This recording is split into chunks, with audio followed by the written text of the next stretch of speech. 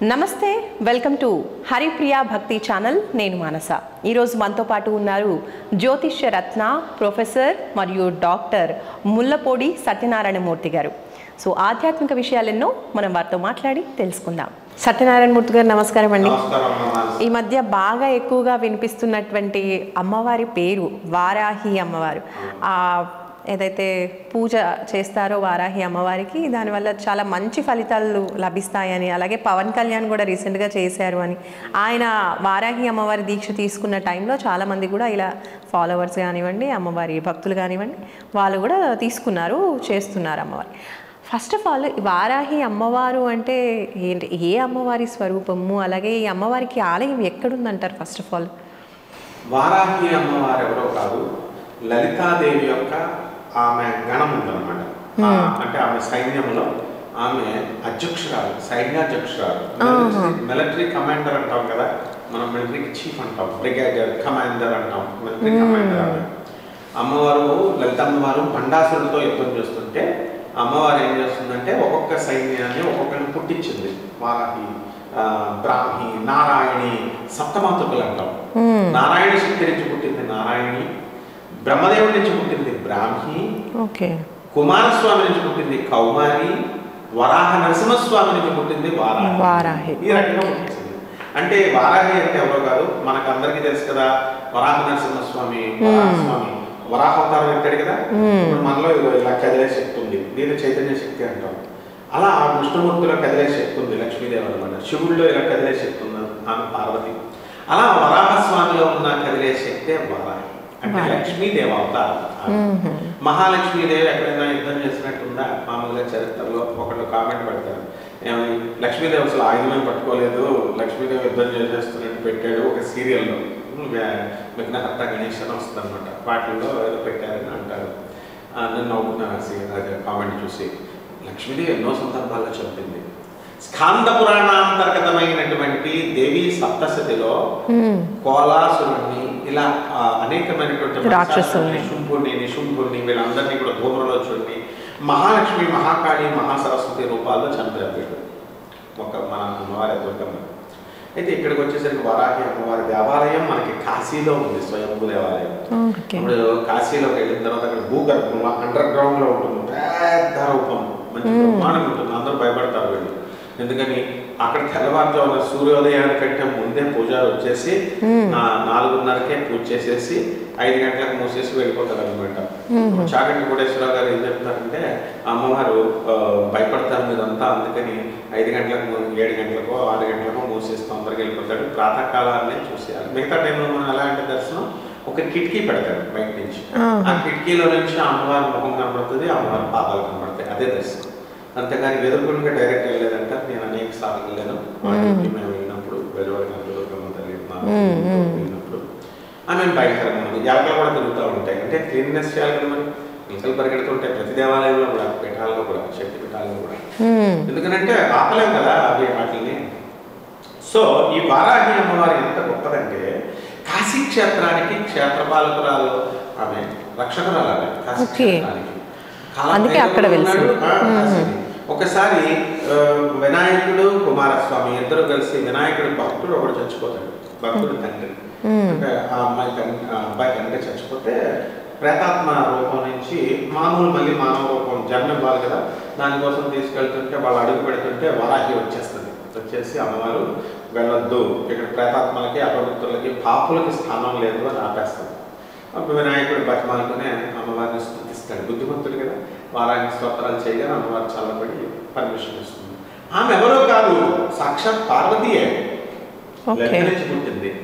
ఆ విధంగా ఈ వారాహి అమ్మవారి మధ్యకాలంలో మనుషులకే కాదు, ట్రెండింగ్ దేవతలకు కూడా వచ్చేసింది అనమాట. అంటే ఒక 15 సంవత్సరాలు 20 సంవత్సరాల నుంచి వారాహి అమ్మవారు, ప్రత్యంగిర అమ్మవారు ట్రెండింగ్ లో ఉన్నారు. ఇప్పుడు వాళ్ళిద్దరిలో మళ్ళీ కొంతకాలం ప్రత్యంగిర చేతపళ్ళ బ్యాచ్ అంతానేమో ప్రత్యంగిరాకి వెళ్తారు. భూముల లిటిగేషన్లు, ఆస్తులు, భూములకు సంబంధించిన దేవతగా చెప్పుకుంటాం. వరాహస్వామి అంటే పంది, ఆ భూమిని ఎత్తాడు కాబట్టి అవతారంలో భూమిని, హిరణ్యాక్షుడు ఉన్నాడు, హిరణ్యకశిపుడు తమ్ముడు, వాడు భూమిని అంతటినీ తీసుకెళ్ళిపోయి భూమిలో సముద్రంలో పెట్టేస్తాడు చాపగా చుట్టి. వాడిని చంపి హిరణ్యాక్షుని చంపి వరాహమూర్తి వస్తారనమాట. భూమిని తీసుకొని వస్తారు. అందుకని భూమికి రిలేటెడ్ కాబట్టి ఆయన ఎవరికైతే భూములు కబ్జాలు అయిపోయినాయో, భూములు లిటిగేషన్ ఉన్నాయి, కోర్టు సమస్యలు ఉన్నాయో వరాకి తీర్చేస్తుందని చాలా మంది ప్రచారం చేశారు. వీళ్ళందరూ దుర్గమ్మే, వీళ్ళంతా పార్వతి, లక్ష్మి, సరస్వతి. అసలు దేవతలు ఎలా డివైడ్ చేసాం మనము? సత్వగుణము, రజోగుణము, తమగుణము గుణాలు ఉన్నాయి. సత్వగుణానికి పార్వతి, రజోగుణానికి లక్ష్మి, తమగుణానికి సరస్వతి అని 3 డివైడ్ చేశారు మనకు.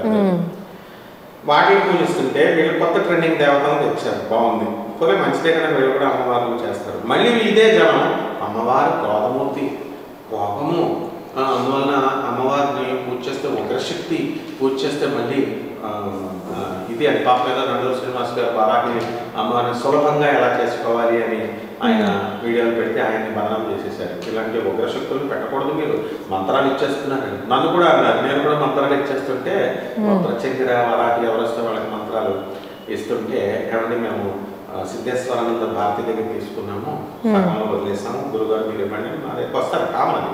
వచ్చినప్పుడు నేను వీడియోలోనే ఎందుకు ఇదంతా వీడియోలో చెప్తే మూలమంత్రాలు ఇవ్వకూడదు అన్నారు. మనం ప్రజలను గౌరవించి మనం వెళ్ళాలి కాబట్టి మూలమంత్రాలు నేను ఇవ్వడం మానేశాను.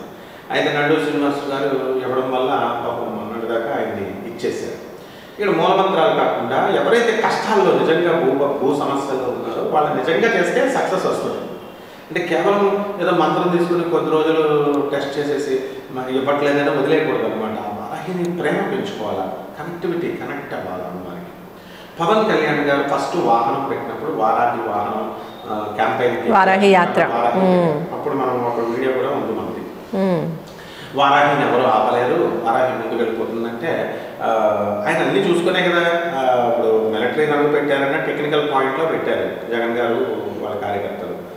మిలిటరీ అన్ని చూసుకోకుండా పిచ్చోడా పవన్ కళ్యాణ్ చక్కగా చూసుకునే వెళ్ళారు కాబట్టి దాన్ని ఆపలేదు. అదిగో వారాహి అమ్మవారు పేరు పెట్టారు కాబట్టి అమ్మవారిని ఆపలేకపోయారు అని అక్కడ కొంత క్రెడిట్ వస్తుంది ఎవరికి? పవన్ కళ్యాణ్. నెక్స్ట్ ఎలక్షన్ లో అద్భుతంగా ప్రపంచ చరిత్రలో అనేది విధంగా 21 సీట్లు ఎమ్మెల్యేలు, ఎంపీలు అన్ని ఆయన కొట్టేసేయడంతో వారాహి మాలేసాడు, వారాహి దీక్షేసాడు. ఇంకంతా వారాహి మహిమ, నిజంగానే వారాహి అమ్మవారి మహిమ. కానీ మరి ఎవరికన్నా ఇవ్వడానికి ఆమె రెడీ. కేవలము పవన్ కళ్యాణ్ గారు ఇప్పుడు ఆ మాల వేయడం వల్ల ఆ ఒక్క కొన్ని రోజులు 21 రోజులు 40 రోజులు చేసినంత మాత్రాన్ని కాదు, ఆయన జాతకంలో రాజ్యయోగం ఉంది కాబట్టి వచ్చింది. ఎందుకంటే మనం ఇప్పుడు రాజశ్యామల హోమాలు కేసీఆర్ గారు చేశారు, జగన్ చేశారు.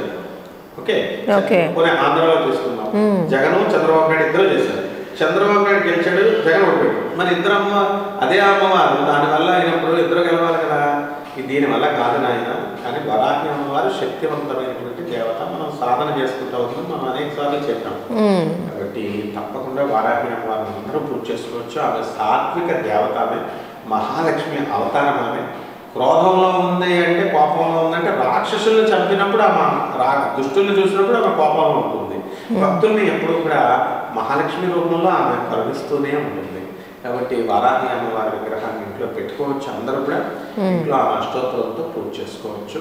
బ్రహ్మాండంగా వాళ్ళ యొక్క కోర్టు సమస్యలు, భూ సమస్యలు అన్నీ పోతాయమ్మా. ఎవరికో వెళ్ళి లక్షల రూపాయలు పోగొట్టుకుని వాళ్ళకి డబ్బులు ఇచ్చి ఈ కపట మంత్రగాళ్ళ దగ్గరికి వెళ్ళి చేయించుకునే అవసరం లేదు. ఎవరికి వాళ్ళ ఇంట్లోనే పెద్ద మంత్రాలు కూడా అవసరం లేదు. ఓం వారాహి నమః అని కుంకుమార్చన చేసుకొని ఒక నిమ్మకాయని, ఒక గుమ్మడికాయని పెట్టుకొని నెలకు ఒకసారి, పౌర్ణమికి ఒకసారి, ఏదో ఒక అమావాస్యకు ఒకసారి అలా పెట్టుకొని చేసుకోవచ్చు. ఏ రోజు చేసినా ఒకటే ఫలితం. అమావాస్య రోజు చేస్తే ఎక్కువ ఫలితం, పౌర్ణమి చేస్తే ఇంకా ఎక్కువ, మామూలు రోజులానే లేదు. ప్రతి నిత్యము కూడా వారాహి తల్లిని పూజ చేసుకోవచ్చు. బ్రహ్మాండంగా భూ సమస్యలు పోతాయమ్మా. ధన్యవాదాలు గురుగారు. ధన్యవాదాలు.